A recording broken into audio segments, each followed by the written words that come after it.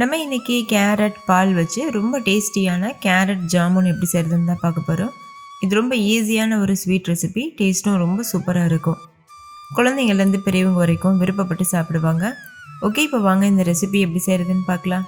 Hi friends, என் பேர் Abi. Welcome to Indian recipes Tamil. வீடியோக்குள்ள போகிறதுக்கு முன்னாடி நம்ம சேனல் இந்தியன் ரெசிபீஸ் தமிழை சப்ஸ்கிரைப் பண்ணிக்கோங்க. கூடவே இருக்க பெல் சிம்பலையும் கிளிக் பண்ணிக்கோங்க.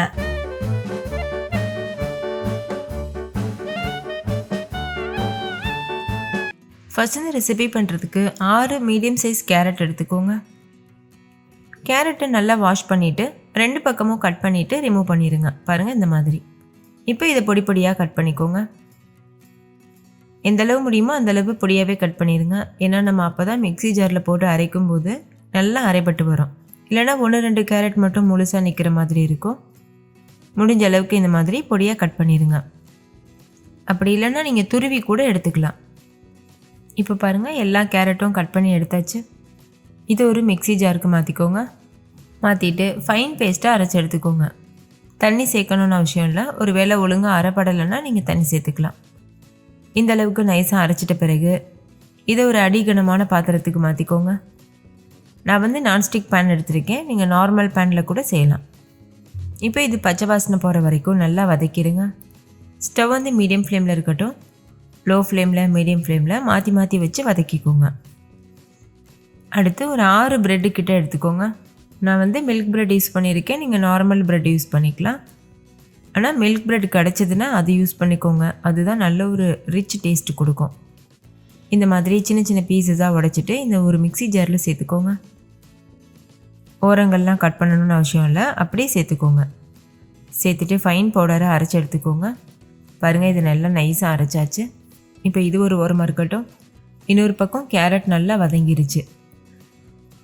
கேரட் ரொம்ப நேரம் வதங்கணும்னு அவசியம் இல்லை. ஒரு 5 நிமிஷத்துக்கிட்ட வதக்கிட்டு அதுக்கப்புறமா இது கூட நம்ம அரைச்சி வச்சுருக்க ப்ரெட்டை சேர்த்துருங்க. சேர்த்துட்டு இது நல்லா கலந்துருங்க. ப்ரெட்டு சேர்த்து கலக்கும்போது நல்லா கெட்டியாக கலந்து வரும். அந்த கேரட்டில் இருக்க தண்ணியெல்லாம் அந்த ப்ரெட்டு உறிஞ்சிட்டு நல்ல ஒரு கெட்டியான மாவு பக்கத்துக்கு வரும். அது வரைக்கும் நல்லா மிக்ஸ் பண்ணிடுங்க. ஸ்டவ் லோ ஃப்ளேமில் வச்சுக்கோங்க. இப்போ இந்தளவு கெட்டியாகிட்ட பிறகு ஸ்டவ் ஆஃப் பண்ணிவிட்டு இது முழுமையாக ஆற வச்சுடுங்க. வேறு ஒரு பாத்திரத்துக்கு மாற்றிட்டு ஆற வச்சுக்கோங்க. ஓகே, இப்போ இது நல்லா ஆறட்டும். இது ஒரு ஓரமாக இருக்கட்டும்.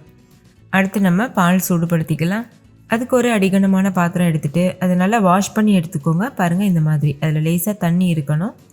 அப்போ தான் நம்ம சேர்க்குற பால் கொதிச்சு வரும்போது அடிப்பிடிக்காமல் இருக்கும். அப்படி பாத்திரம் ட்ரையாக இருக்க மாதிரி இருந்ததுன்னா நீங்கள் ஒரு 1/4 கப் தண்ணி சேர்த்துட்டு அதுக்கப்புறம் பால் சேர்த்துக்கோங்க. நான் 3/4 லிட்டர் அளவுக்கு பால் எடுத்திருக்கேன். 750 ml அளவு இருக்குது. இப்போ ஹை ஃப்ளேமில் வச்சு இந்த பால் நல்லா பொங்கி வர வரைக்கும் வெயிட் பண்ணுங்கள். இப்போ பாருங்கள், பால் நல்லா பொங்கி வந்திருக்கு. இந்த ஸ்டேஜில் ஸ்டவ்வை லோ ஃப்ளேமில் வச்சுட்டு இதை நல்லா மிக்ஸ் பண்ணிடுங்க.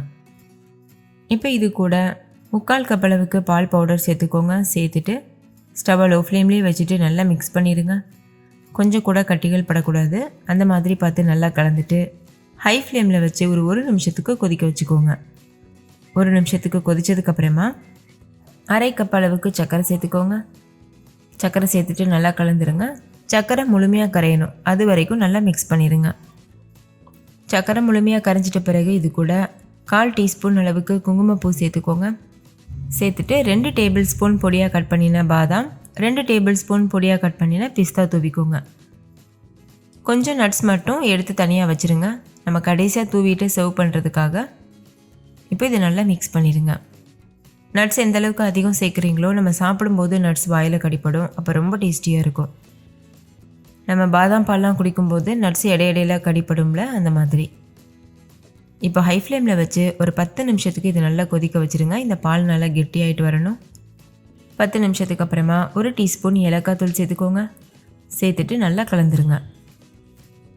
நல்லா மிக்ஸ் பண்ணிட்ட பிறகு ஸ்டவ் ஆஃப் பண்ணிவிட்டு இதை அப்படியே ஒரு ஓரமாக வச்சுருங்க. இது நல்லா ஆறட்டும். அதுக்குள்ளே நம்ம ஜாமுன் பொரிச்சு எடுத்துக்கலாம்.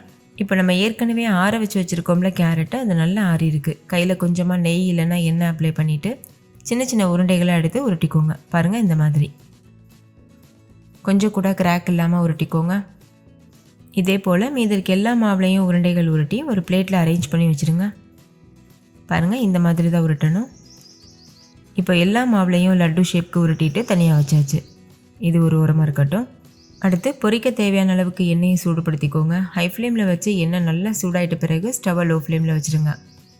ஸ்டவ்வை லோ ஃப்ளேமில் வச்சுட்டு நம்ம செஞ்சு வச்சுருக்க கேரட் உருண்டைகள் இருக்குல்ல, அதை உள்ளே சேர்த்துருங்க. சேர்த்துட்டு ஸ்டவ்வை மீடியம் ஃப்ளேமுக்கு மாற்றிடுங்க. மீடியம் ஃப்ளேம்லேயே வச்சு நல்ல ஒரு பொன்னிறம் வர வரைக்கும் பொரிச்சு எடுத்துக்கோங்க. கேரட் ஏற்கனவே நல்லா வெந்துருச்சுன்றதுனால இந்த நேரத்தில் ரொம்ப நேரம் வேகணும்னு அவசியம் இல்லை.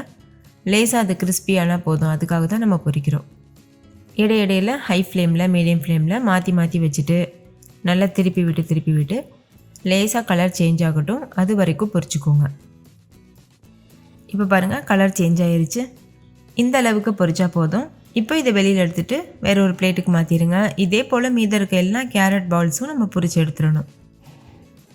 இப்போ நம்ம எடுத்து வச்சுருக்க கேரட் உருண்டைகளை நம்ம ஏற்கனவே ரெடி பண்ணி வச்சுருக்க ரப்பரி இருக்குல்ல, அதில் சேர்த்துருங்க.